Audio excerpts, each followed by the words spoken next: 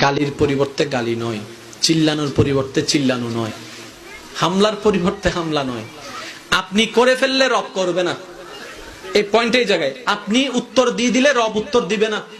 কিন্তু আপনি যদি বলেন যে আল্লাহ তোমার বান্দা কি করছে দেখো, আল্লাহ বিচার করবে। এবার আমি আপনাদেরকে শর্টকাটে বললে আপনারা বুঝতে পারবেন। এমন অনেক ব্যক্তি আছে যার বাপ দাদা গরিব ছিল, কিন্তু তার আমলে এসে কোটি কোটি টাকা আছে না? কিভাবে? আপনারা শুধু এতটুকু বলবেন যে আল্লাহ দিছে। তা আল্লাহ দিছে কিভাবে? হয়তো ওনার পরিবারের কেউ একজন ওনার সম্পত্তি কেউ খেয়ে ফেলছে, দখল করে নিয়েছে।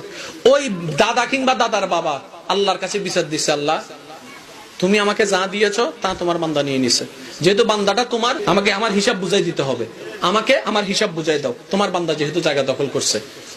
আল্লাহ পাক ওই বান্দার আমল নামার মধ্যে নাতির কিংবা নাতির পতির আমলে 10 গুণ সম্পদ ব্যবস্থা করে দিয়েছে। এটা হচ্ছে আল্লাহর সিস্টেম। আমাকেই দিতে হবে তা নয়, আমার সন্তানকে দিলেও তো আমাকে দেওয়া। আরেকটু জোরে বলেন না, ঠিক কিনা? সেজন্য একটা কথা মনে রাখবেন, যারা যে 2-1 জন আমাকে ভালোবাসেন, অন্তত 1 সপ্তাহ প্র্যাকটিস করেন। আমি বলছি আপনাদেরকে আজকে থেকে 1 সপ্তাহ, এই মাহফিল শেষ করে যাওয়ার সময় মনে মনে সেটা ক্যালকুলেট করে বসায় ফেলবেন ব্রেন এবং মাথায়। 1 সপ্তাহ আজকে থেকে আগামী বুধবার পর্যন্ত অপ্রয়োজনীয় কোনো শব্দ ব্যবহার করবেন না।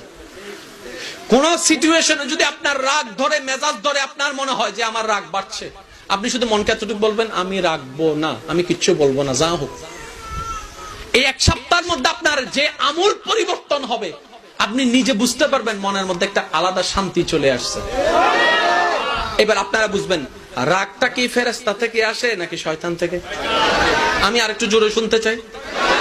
গালাগালিটা কি ফেরেশতা থেকে আসে না শয়তান থেকে? ঝগড়াটা কি শয়তান থেকে আসে না ফেরেশতা থেকে? তাহলে সবকিছু আছে শয়তান থেকে। আমরা বান্দাকার, আমরা কেন ওরটা নিব?